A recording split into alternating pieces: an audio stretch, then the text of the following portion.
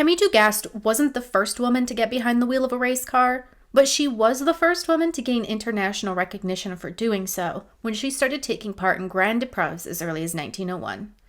She was the first woman in France to earn her driver's license, the first to hold an official role in the Automobile Club de France. But to call Camille du Gast a racer and nothing else would be to diminish a lifetime of accomplishments. She donned the title of exploratrice, traveling the world while also competing in motorboat racing, fencing, skiing, tobogganing, and hot air ballooning. She was the controversial subject of a pornographic scandal and the intended target of a failed murder plot hatched by none other than her only daughter. And while that might have been enough to push a person into hiding for the remainder of her life, Camille du Gast wouldn't be silenced. Instead, she became a prominent activist, campaigning for the rights and dignified treatment of both women and animals.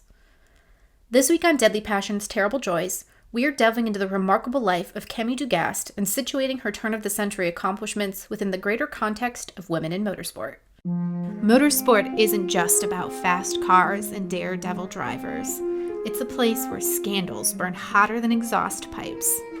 This is a history podcast dedicated to delving into the darkest corners of the racing world to uncover secrets, deception, and intrigue. My name is Elizabeth Blackstock, and welcome to Deadly Passions, Terrible Joys.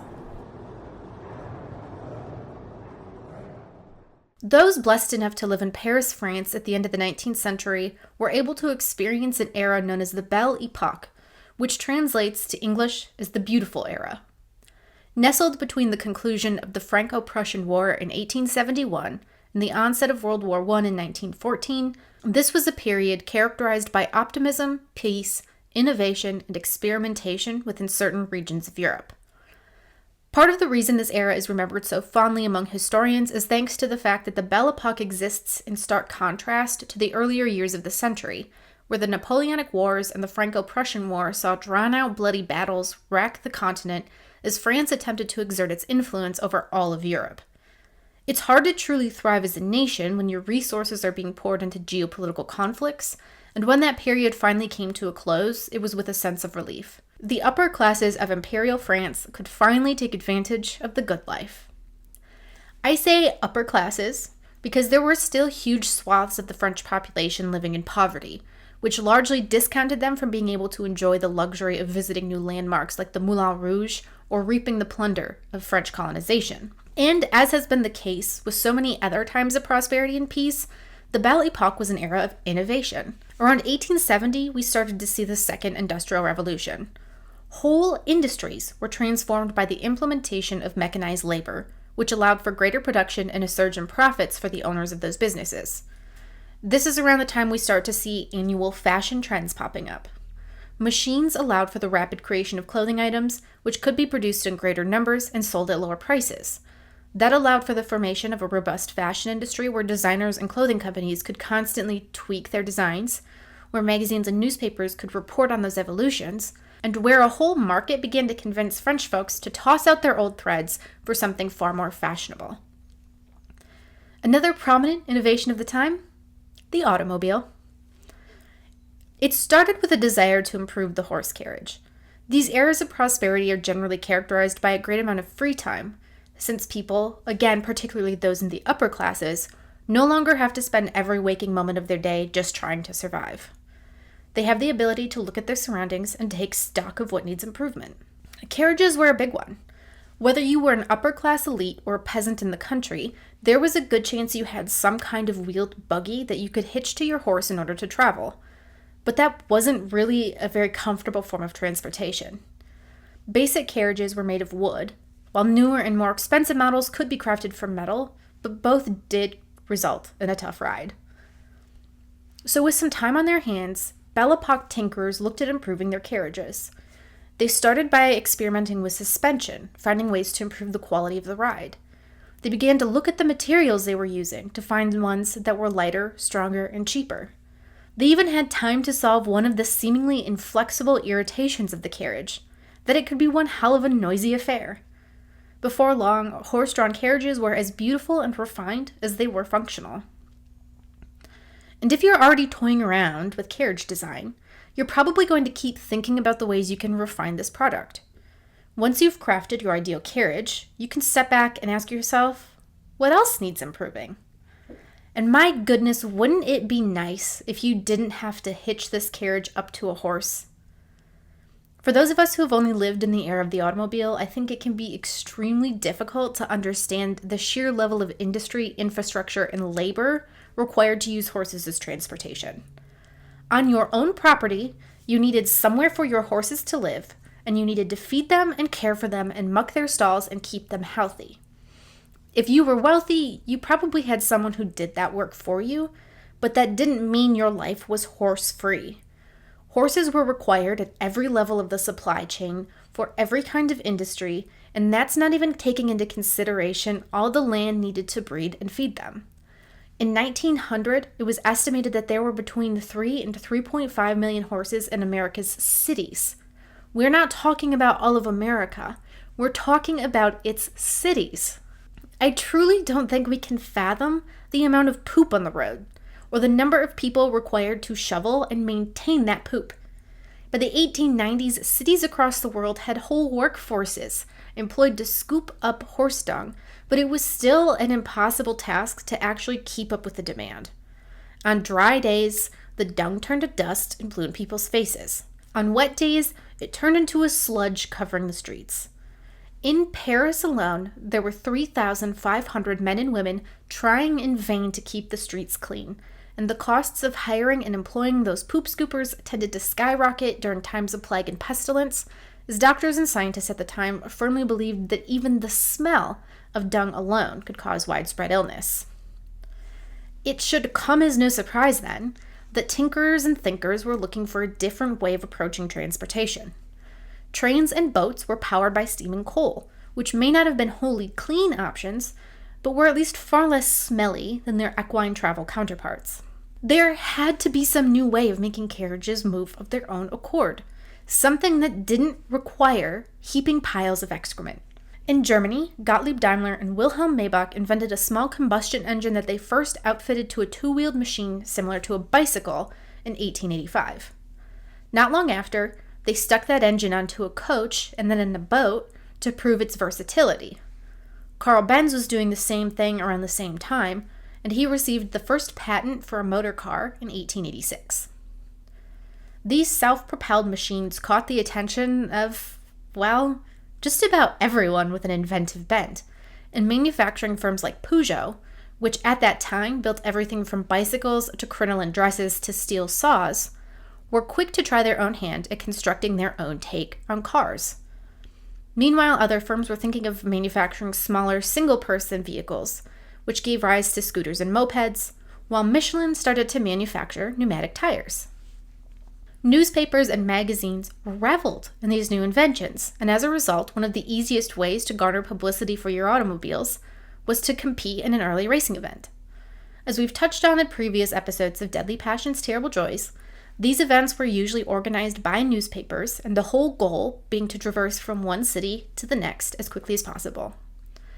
Early cars weren't very quick, or comfortable, or even reliable, but they began to illustrate a much different possibility for the future of transportation. It wouldn't be until World War I that automobiles really were given their due. In times of peace, vehicles seemed like a frivolity, and it was hard to imagine a life that wasn't so intricately tied to horses. But during the war, they became a necessity. More than 8 million horses, donkeys, and mules were killed during the Great War, and those that survived were observed to suffer from shell shock, what today we would call post-traumatic stress disorder. On top of that, feeding a small army of animals, as well as your humans, meant resources were almost always divided, and the slower pace of your four-legged transportation convoys meant they became easy targets for bombs and gunfire. Plus, you would need to recruit veterinarians and caretakers to manage these animals along with your soldiers. By contrast, automobiles were nimbler, more agile, and required far less maintenance. There was also less of a likelihood that soldiers would develop emotional bonds with machines compared to animals and then be devastated by the loss of that machine. That, though, is a story for another episode of DPTJ.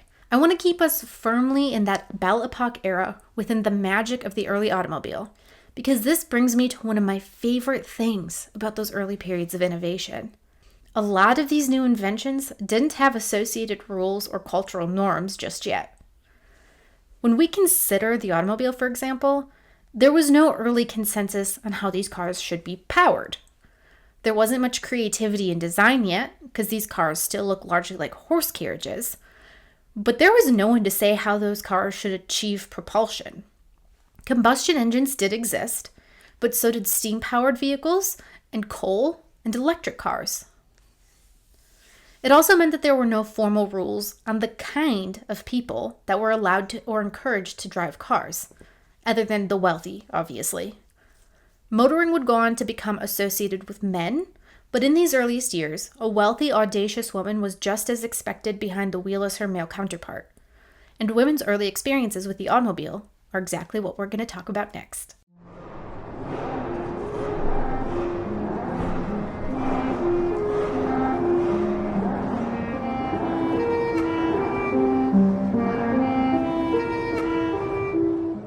Today, automotive culture largely centers around the male experience.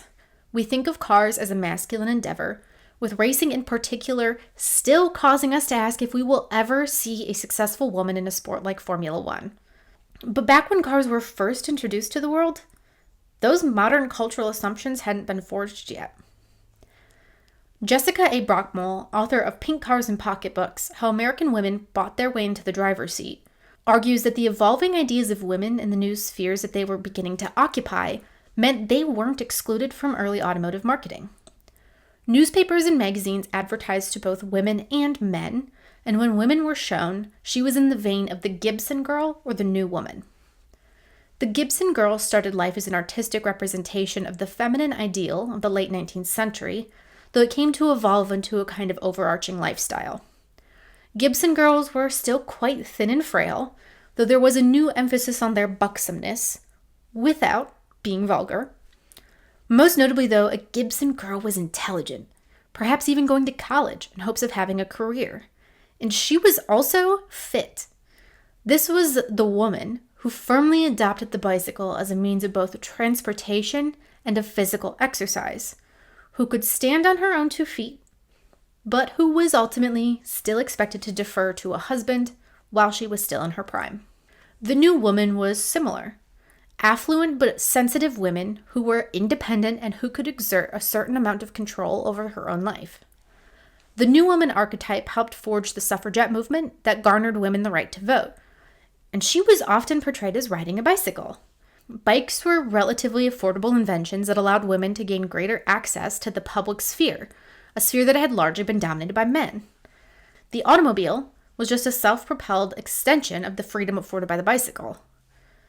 Also of benefit was the fact that the earliest drivers and racers were usually pretty wealthy, so the ability to drive a car was much more coded according to class than to gender.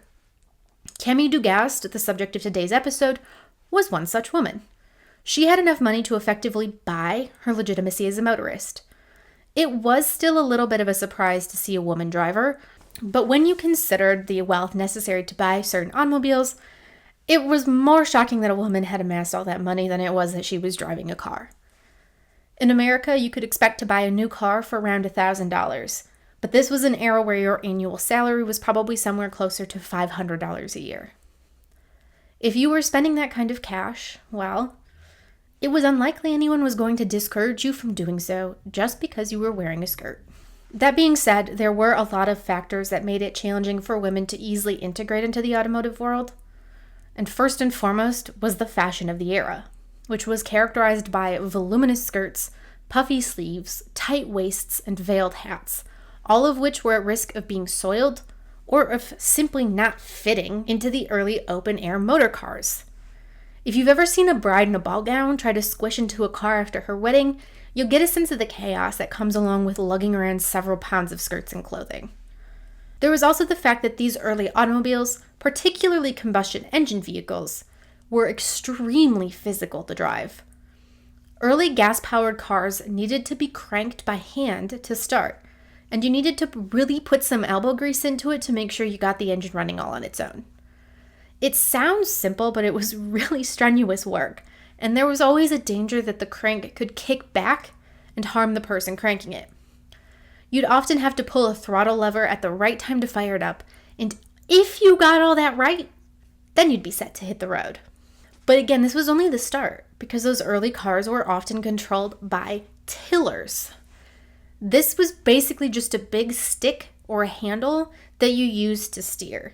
And in this era, before comfortable suspension or power steering, you needed to really ensure you had a grip on that bad boy, because any wayward pothole or rut in the road would jerk that tiller right out of your hand. Early steering wheels suffered similar problems, though they at least had the benefit of giving you both hands on the wheel for leverage. Plus, if you've been following Deadly Passion's Terrible Joys for a while, you know that things like grease and water needed to be pumped by hand to ensure you didn't blow a motor. Electric cars did exist at this time, but that technology stagnated in large part because electric cars were so strongly associated with female drivers, a mindset that had become deeply entwined with the automotive world as early as 1900. In a 1907 edition of a magazine titled Motor, writer Carl H. Claudy wrote, "Has there ever been an invention of more solid comfort to the feminine half of humanity than the electric carriage? What a delight it is to have a machine which she can run herself with no loss of dignity, for making calls, for shopping, for a pleasurable ride, for paying back some small social debt." The short battery life of those early electric cars meant that the spheres of travel were limited when you were driving one, which was thought to be perfectly fitting for a woman, but inappropriate for a man who should have no limits placed on his freedom. Early EVs were cleaner and quieter, again, qualities associated with women, but anyone who took motoring seriously would be driving a combustion engine, with all of its associated noise and grime. There was still a wonderful exhilaration for women who got behind the wheel. In 1906, writer Edith Wharton, her husband, and her brother engaged in a road trip across France, where she wrote, "The motor car has restored the romance of travel, freeing us from all compulsions and contracts of the railway, the bondage to fixed hours and the beaten track, the approach to each town through the area of ugliness and desolation created by the railway itself. It has given us back the wonder, the adventure, and the novelty which enlivened the way of our posting grandparents. Above all these recovered pleasures, which must be ranked the delight of taking a town unawares, stealing on it by back ways and unchronicled paths, and surprising it in some intimate aspect of past time, some silhouette hidden for half a century or more by the ugly mask of railway embankments and the iron bulk of a huge station." Yet again, as time passed, the automobile's associations with World War I created further divides in the perception of motorists. Because those early cars found use as ambulances or personnel carriers, they became strongly associated with both combustion, because fuel was easier to come by than battery charging stations, as well as grime. These cars were machines capable of trundling emotionlessly through a battlefield, of withstanding gunfire and bombs and all manner of chaos being thrown at it. Never mind the fact that plenty of women were recruited to drive these ambulances through the battlefields, and that many of the most impressive female racers in the pre-World War II era had learned how to drive in the midst of World War I. The association of cars was with war. War was masculine, therefore cars were for men. But for that brief fruitful period of the Belle Epoque, where women were still the subjects of an active automobile marketing, a group of truly phenomenal female racing stars began to emerge.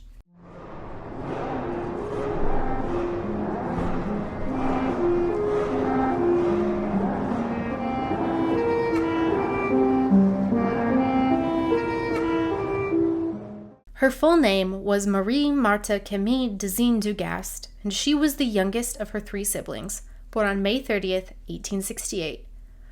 Green-eyed, fair-haired, and hailing from a wealthy family that could offer her the world on a platter, du Gast grew up with a distinct notion that she could do anything.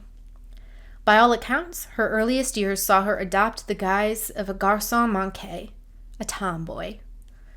We know very little about her early life, other than that her family was wealthy and that she was likely well educated and encouraged to explore a slightly more liberal upbringing than one would expect from another young woman of that era. She was adventurous as a girl and likely took advantage of the stronger societal encouragement for those young girls to take part in sports or other forms of physical activity. The record of her life, though, truly begins in 1890, when at just 22 years old, she married Jules Crespin. Crespin was the majority stockholder and manager of Dufayel, one of the largest department stores in France that had been founded by his father. Interestingly, the gorgeous and opulent building housed stores that catered more to the working class than to the wealthy, which made it the subject of some strong derision from upper classes, but which provided a much-needed third space for plenty of people who had nowhere else to spend their leisure time. Part of what made the place so popular was the fact that it used something called credit notes, which could be redeemed at hundreds of shops all around Paris. By 1902, the store was pulling in over $26 million per year. But it was also important because it became a sort of do-all venue, where residents could watch a free film, browse invention showcases to see the latest discoveries of the Belle Epoque, see a concert, or simply just bring in their own food for a picnic. That Camille du Gast married into a family that founded this incredible shopping mall only allowed her to further her adventurous side. Though her husband, who was himself infatuated by hot air ballooning, had just one request. She should compete under her maiden name. While he supported her various exploits in fencing, tobogganing, shooting, parachuting, racing, and more, he didn't want those exploits to be confused as some kind of publicity stunt for Dufayel. And those stunts were impressive. Both du Gast and her husband were huge hot air balloon fanatics, to the extent they took advantage of a friendship with pilot Louis Capazza to be shuttled to parties and events. In 1895, du Gast naturally took her love of this new sport to an extreme, organizing a parachute jump from a hot air balloon hovering over Paris at about 2,000 feet. Allegedly, she was the first woman to use a parachute, and she's said also to have set a distance record in the process regardless of gender, but I will say that it's pretty hard to find evidence to either prove or disprove those records. I am, however, quite confident that she was the kind of woman to jump out of that balloon just to see what it was like. Exact dates here are a little hard to come by, so I'm going to report a couple of different stories. One story says that it was Jules Crespin who in 1901 purchased the Peugeot and Panhard Levasseur automobiles that kicked off du Gast's infatuation with the racing world. Another states that Crespin died young, somewhere between 1896 or 1897, when Camille du Gast was just 27 years old. The fact of his early death is certain because du Gast was a widow with a young daughter named Diane and a hefty inheritance by the time she got behind the wheel of a race car. After just 6 years of marriage, du Gast was left to find a new path forward, which she did by throwing herself into any form of competition she could find. She likely would have gained some experience behind the wheel while her husband was alive, but she didn't officially earn her license until 1898. Plenty of people believe that she's the first woman ever to do so, while others allege that the Duchess of Uz was pursuing a license around the exact same time. Driving itself was definitely a thrill, but it wasn't long before she learned that this skill could be made even more thrilling. On June 14th, 1900, Camille du Gast was one of countless spectators who had flocked to the Ville d'Avray, a suburb on the outskirts of Paris, to watch a handful of racers launch off the start line for the Gordon Bennett Cup, which traversed a 353-mile route from Paris to Lyon. The Gordon Bennett Cup wasn't the first race in history, but it was the first one to make a point of pitting international drivers and machinery against one another with the express purpose of offering a prize at the end. It's worth taking a little deviation here to talk more about Mr. James Gordon Bennett Jr., because he would indeed play a role in Camille du Gast's life, with some rumors alleging that they were even lovers.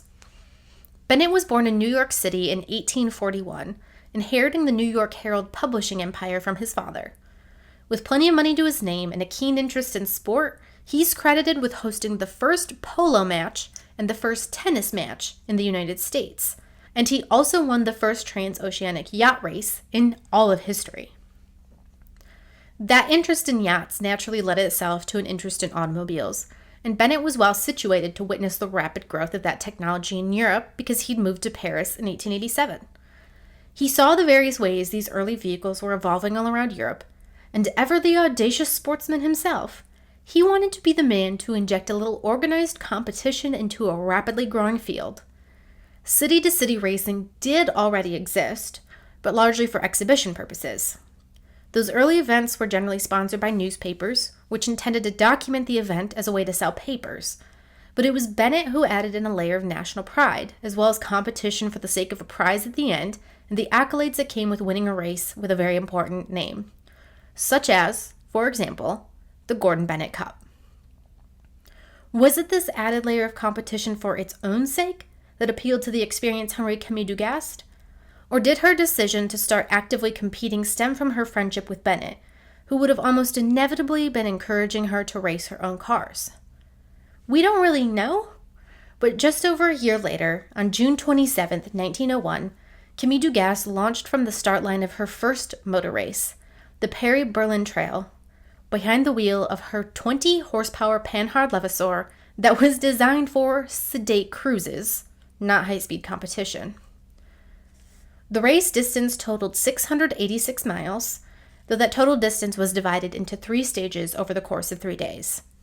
Some 110 vehicles took the start, but only 30-odd cars made it to the end. Camille du Gast was one such finisher, allegedly finishing 33rd overall.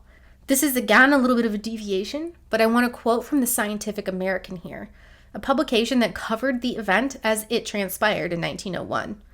It offers a really fascinating perspective on how motorsport was perceived at the time, which I think is really important to know. It reads, "It may well be asked if the limit of speed in racing vehicles has been reached. It is not likely that it has, but the safe limit has been attained, and the higher the speed, the more liable are the tires to destruction through excessive side strains and taking corners, in addition to the liability of a puncture. Speed does not, therefore, depend entirely upon the motors. The tire is a factor of equal importance.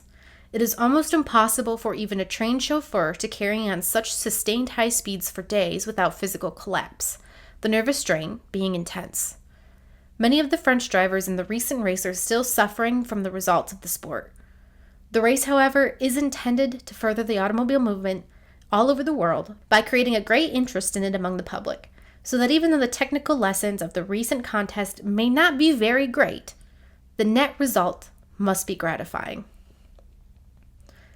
Those of us looking back on that in 2025 are probably thinking, duh, of course tires are important. They're the only part of the car that connects to the road. So the power of your engine doesn't matter unless your tires can handle that power. But this is how early we were in the development of the automobile and in our understanding of motorsport, which is to say, we understood very, very little. We don't know how Camille du Gast felt about the race or her performance in it, but we do know that she didn't contest any additional races until 1903. At least, not any recorded ones. I found some sources that claim she may have entered the 1902 Paris to Vienna race, as well as that year's New York to San Francisco trial in America, but her name doesn't appear on the entry lists. It's possible she entered the events but wasn't accepted. Without any racing record to follow, it's tough to know exactly what she got up to. Some sources say she went on an extended cruise, though they don't mention where she went.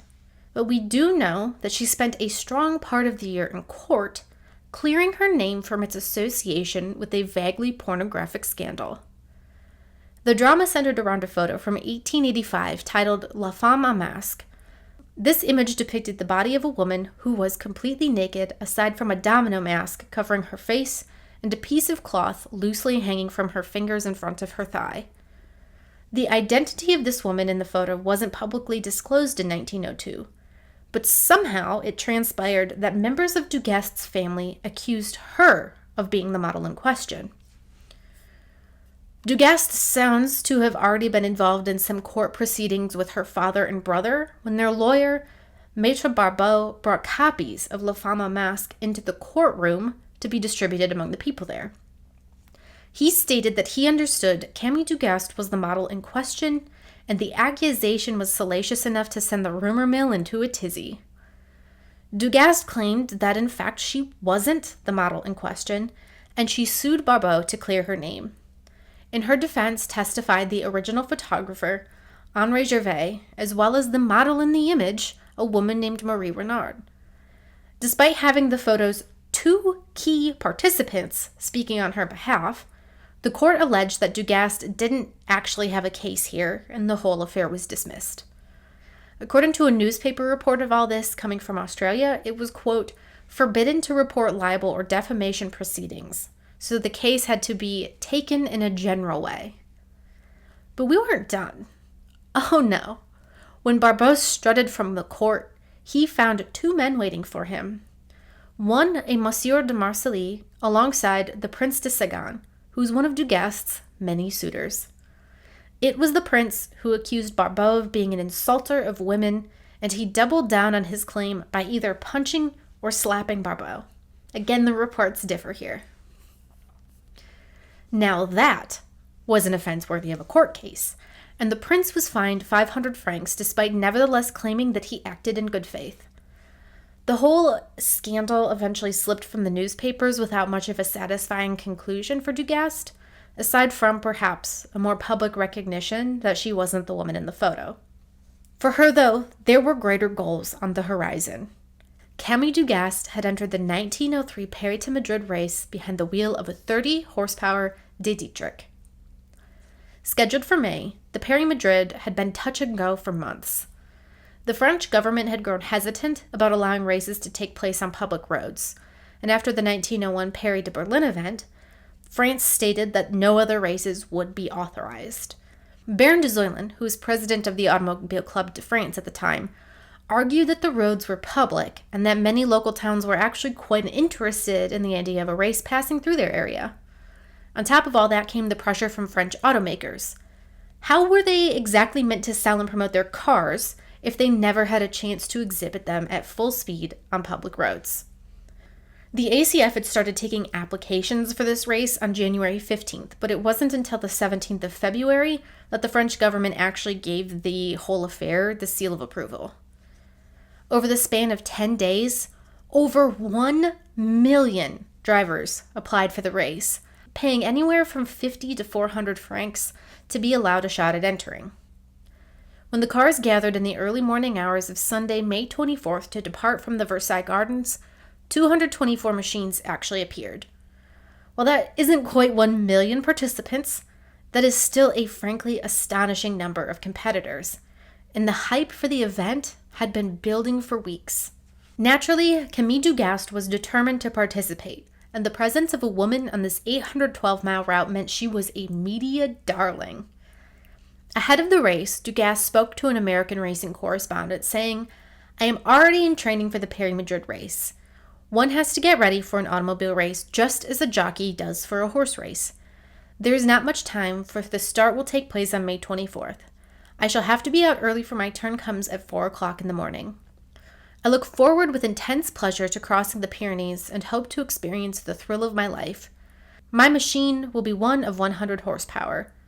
All the automobile nations of note are represented. There will be about 230 competitors. I am the only woman entered so far. Many of the machines are lighter than those used last year. If I win, or even if I make the distance in good time, which I am sure to do, barring accidents, I shall go at once to America. The great automobile race of the future will be held in America. It is only there that the distances are sufficiently great. I shall challenge Vanderbilt or Winton or any of your great racers. I am surprised that no American woman has yet made the record at automobile racing. American women usually lead in everything. Perhaps I shall be the occasion of getting them to develop their talents in this direction." Camille du Gast had reason to be hopeful, but there's one part of her quote that would come back to haunt her. She stated she'd go to America, barring accidents. Unfortunately, accidents were the only thing the 1903 Paris to Madrid race had in spades, to the extent that it threatened the very existence of automobile racing. Where to begin in listing the fatal flaws that plagued this event? First and foremost was the fact that while there was tons of interest in the build-up to the race, no one seemed to have had any idea how much policing would be necessary on race day. Even though soldiers were brought in to keep spectators off the road, They were so dramatically outnumbered that it was a losing battle. An estimated 100,000 people flocked to the start alone, with over 3 million staged along the entire route. Spectators continued to be a problem, even as the cars got away from Versailles. But here was another concern: dust. Rain had been nowhere to be seen in the 2 previous weeks, and officials had only bothered to water down the first kilometer of the track. Competitors were launched from the start at 1-minute intervals, which meant there was no time for the dust to settle in between runs. Drivers could hardly see, and to make matters worse, spectators started crowding into the middle of the road to get a better view of the cars rocketing toward them. The first starter of the day was an Englishman named Charles Jarrett. In the first leg of the race, he made a good start but broke down twice. He was by no means the fastest car, yet he noticed something perplexing. Only 2 cars passed him. Jarrett made it to the first checkpoint to learn that he was still in the top 3, then arrived in Bordeaux to complete the first leg of the race in second place. Time passed. Some cars trickled in, but not many. One man, Fernand Gabriel, had passed 79 cars to arrive in Bordeaux. He reported that there were wrecked machines littered down the road. I'm going to pull a section here from Cars at Speed by Robert Daly because it very succinctly illustrates what happened that tragic day. As more cars came in, each driver had horrors to report. Laurent Barrow, driving into Dietrich, had swerved to avoid a dog and crashed into a tree. He and his mechanic had been killed. He must have been doing 80. Leslie Porter, driving a Wolseley, rocketed around a corner only to find a railroad crossing with the gates down. Jamming on the brakes, he had skidded into a house. His mechanic was dead. Tourand, trying to avoid a child on the road, had skidded into a crowd, killing the child and some spectators, perhaps half a dozen in all. No one was sure. Delaney wrecked his car on a heap of stones. Gras crashed into a railroad crossing. Mayhew rammed a tree. Stead's car brushed against Celeron's, then careened across the road and crashed, killing Stead. Marcel Renault, closing up on another car, approached a long curve at nearly 80 miles an hour. The other driver refused to slow down. So did Marcel. In blinding dust, Marcel forced his car by on the outside, sliding wider and wider into the curve until one wheel dipped down into a rain gutter. The car flipped and rolled. Marcel, mortally injured, was dragged out of the wreck and rushed to a hospital. Car after car stopped to help. The other Renault cars, coming upon the wreckage of Marcel's car and learning that their leader was dying, abandoned the race. As far as Camille du Gast went, she was one of the few drivers to keep her to Dietrich on the road, and some reports claim that she climbed as high as 6th place in the overall standings. But she sacrificed that position when she came across the wreckage of Phil Stead. Stead was trapped under his car, and du Gast stopped to help him. While Robert Daly claims Stead died in the accident, other reports indicate that he survived thanks almost wholly to the assistance from Camille du Gast. Her decision to stop dropped her to 77th in the final standings, and the race was canceled after just the first of 3 legs. I plan to dedicate a full episode to the Paris-Madrid race and its impact on motorsport, but the fallout from this was massive. The French government impounded the cars that competed in the race, as media declared the event the death of sport racing, and calls for banning motorsport came from far and wide. After the deadly Paris-Madrid race, du Gast spoke up in defense of racing despite its dangerous nature, and her quotes were reproduced in newspapers around the world thanks in large part to the novelty associated to women in racing. In a story titled Madame du Gast in Defense of the Devil, she states, "Automobile races must not be stopped, but they should be modified. The first and chief danger comes from foolhardy spectators. These people should be prevented from pushing in upon the course. They endanger their lives and those of the automobilists. It is with beating heart that I drive my automobile through these crowds through fear of crushing them to death. They gain nothing in pushing upon the track. They could see just as well if they kept back at a reasonable distance. I presume we shall have in France very soon a special racing track for automobiles. A large tract of ground will be rented near Bordeaux or some other big city. The machines will run round and round, and people will not be permitted to go in on the track. They'll be kept outside, as in the case of horse races. Yet I fear too many professionals will be developed, as in the case of bicycling. I think we might continue the long-distance races if ordinary prudence were observed. To stop racing altogether would be a cruel damper upon a great industry and a serious check upon a splendid sport. For my part, I intend to run in every race I can. I am not in the least afraid, and there has been much exaggeration about the recent Paris-Madrid disaster. I have just received a letter from Mr. Stead's wife, a pretty American girl who thanks me for the help I was able to give her wounded husband. If more women took to driving automobiles, they would help make the sport more civilized. When I visit America, I hope to put their view before your clear-sighted women who are first in every good movement. Du Gast was extremely on the nose in suggesting that permanent tracks would begin to pop up in the future, ones that were dedicated to and maintained for racing, and that would keep spectators at arm's length.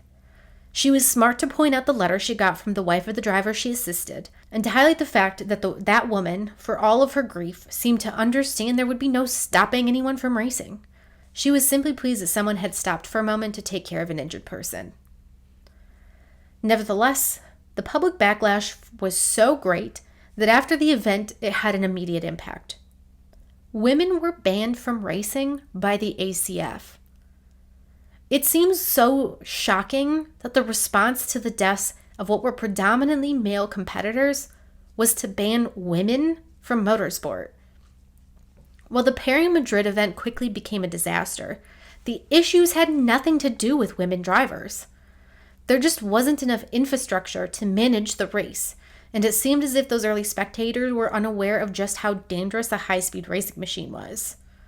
According to reports, Charles Jarrett, the first racer to leave Versailles Garden, quickly ran upon a group of people clogging the street. He slowed down to give them a chance to get out of the way, but that basically just meant those folks took their sweet time moving to the side of the road.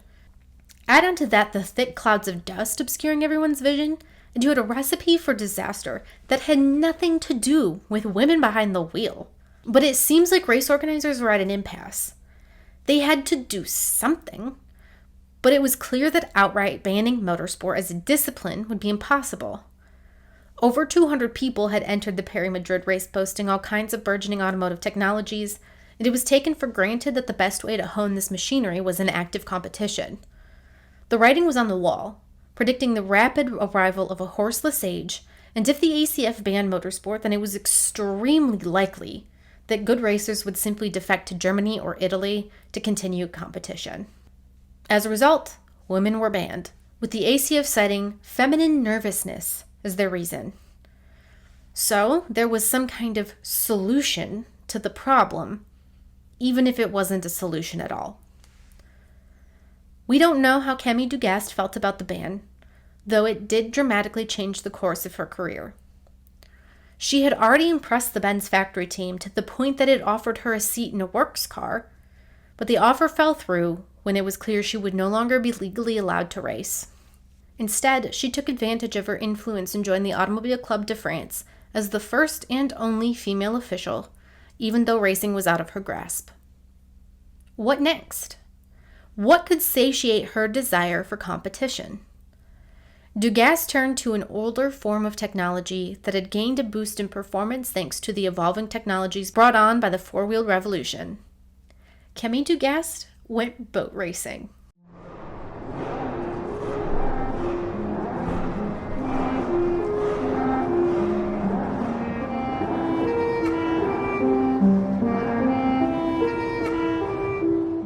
If the public was entranced by the concept of motor racing, then it follows that there was plenty of interest in motorboat racing, particularly because moving these high-speed events away from public roads and into bodies of water meant spectators were largely insulated from accidents.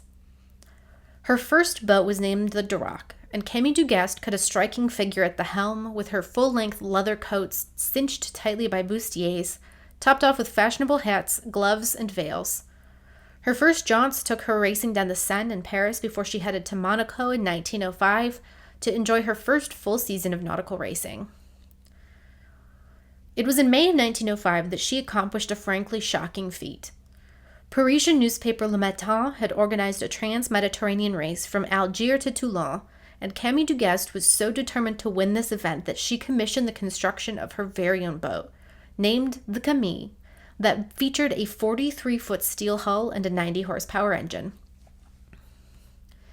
On the second leg of that race, from Menorca to Toulon, a massive storm swept over the sea, sinking some competitors and forcing others to seek refuge on nearby vessels.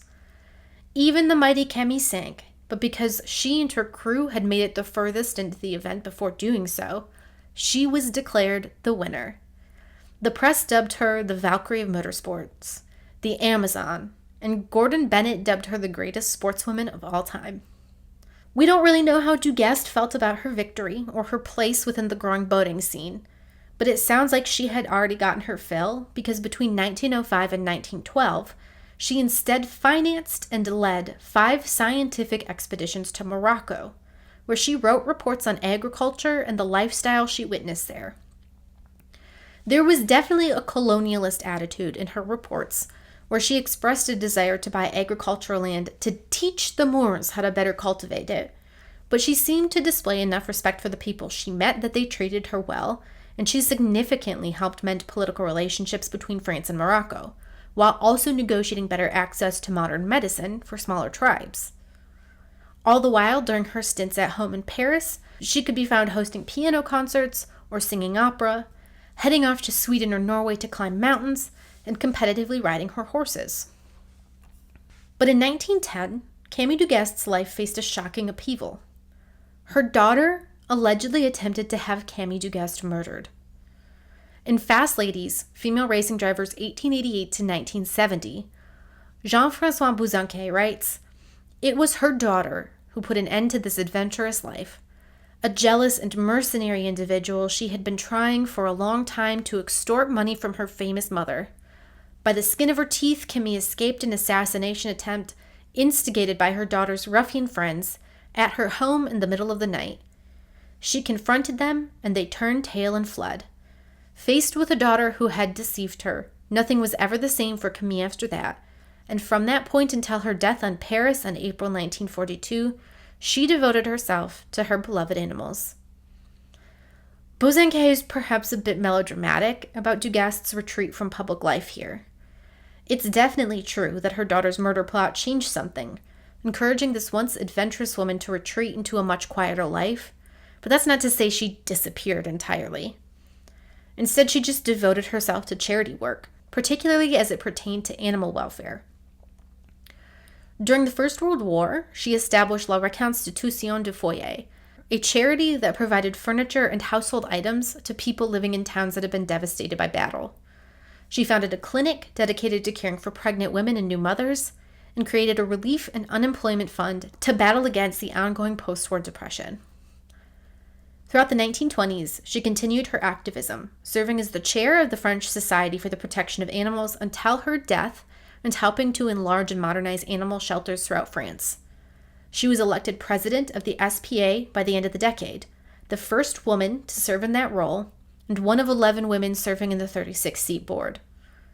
This kicked off a perceived feminization of the animal welfare world, one that coincided with a growing feminist movement, where young women were pushing back against rigidly gendered ideas about who should be allowed to compete in sport and who should be tasked with managing the welfare of marginalized humans as well as animals. In 1930, du Gast organized a protest against a bullfight in Melun, a commune in France, during which she and several others jumped into the ring, blew whistles, and set off smoke bombs. Over 400 people participated in the demonstration, which forced the bullfight to be canceled. Further, she was a regular activist for the humane killing of animals in Parisian slaughterhouses. In a November 1932 edition of Le Progrès, a local newspaper, du Gast wrote, "Justice and mercy for animals. Life is difficult for everyone.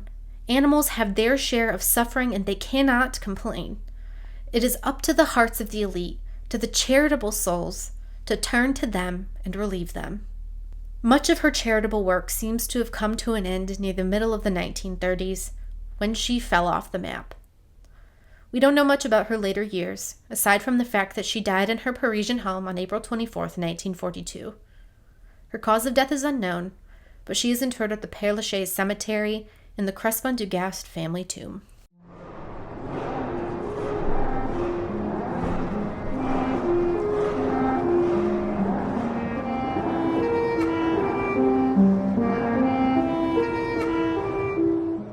When I first started writing about motorsport about a decade ago, I really set out to highlight all of these incredible women who had been involved in racing for over a century, because it felt like this really critical part of motorsport history had been completely ignored. Whether it's thanks to a legitimate societal shift or thanks to the fact that I've just gotten really familiar with this part of history, it does feel like we've moved beyond the common misperception that women were never involved in racing to recognizing that they existed, albeit as perhaps outliers. We have so many great women in and around the sport promoting the accomplishments of women like Michelle Mouton and Janet Guthrie, and even paying homage to earlier racers like du Gast or Helen van Zuylen. But personally, I think we're still lacking in context. My goal with this episode of Deadly Passions, Terrible Joys is to consider exactly what a woman like Camille du Gast did behind the wheel, and how her career was shaped or limited by the ideas of social acceptability. I think particularly with the women who started racing during the Belle Epoque, there was this flurry of new technology and new ideas and new pursuits, many of which were still open. They weren't weighted down with masculine associations, and there weren't thick rule books dictating your every move. Wealthy, adventurous women like Camille du Gast experimented with motorsport, yes, but it was often one star in a constellation of other interests and activities, as these women tested the waters in hopes of finding a discipline that could be shaped with women in mind. In many cases, they ran headfirst into hastily erected barriers preventing their equal acceptance. I've gotten comments from people in the past who are like, why do you keep writing about these women? They aren't world champions, they aren't race winners, they didn't even race for their entire lives. But to me, that misses the point. The fact that these women even turned up on starting grids was impressive. The fact that they could purchase and handle a car was a victory in and of itself. It's easy to forget that we're talking about an era where women could still be considered property of their male family members and husbands. And for all of the fresh possibilities offered by the Belle Epoque technologies of the time, it was still an era characterized by limitation. Sure, perhaps Camille du Gast never won a motor race, but that's because women were banned before they had a chance to do anything. Camille du Gast and women like her saw opportunity in these new technologies and leaped at it. They tried to create a different future for the girls in their lives, a future that they didn't have available to them when they were growing up. Even if they didn't become a world champion or some outstanding winner, they did tangibly move the needle forward when it came to writing the unspoken rules of society that dictated how women could move in the world. And that is worth celebrating.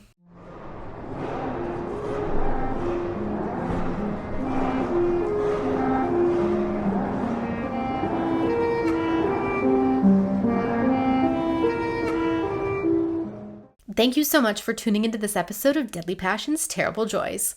In the next one, we're going to look at the Race of Two Worlds, an event at Monza's Oval Course that pitted Formula One's best cars and drivers against the same from America in an effort to prove which form of racing was truly the best. If you've enjoyed this episode, please subscribe to the show, give it a rating, and leave a review. And if you're hungry for more, don't forget to check out the DPTJ Substack. Finally, if you have questions, sponsorship opportunities, or just want to reach out to say hello, I have an email for that. deadlypassionsterriblejoys@gmail.com. Finally, we're ending with Le Source, the segment named for the turn at Spa-Francorchamps that serves as my bibliography for each episode. My source list for this one is wild, so I'm going to direct you right to the description to check out what we've got. In terms of physical sources that I have in my own two hands, I referred to Race to the Future by Cassia St. Clair, which really wonderfully sums up the attitudes and beliefs surrounding cars in the early 20th century. I've also pulled from academic sources, encyclopedia entries, and so much more. Thank you so much for tuning into this episode of Deadly Passions, Terrible Joys. I'll see you next time.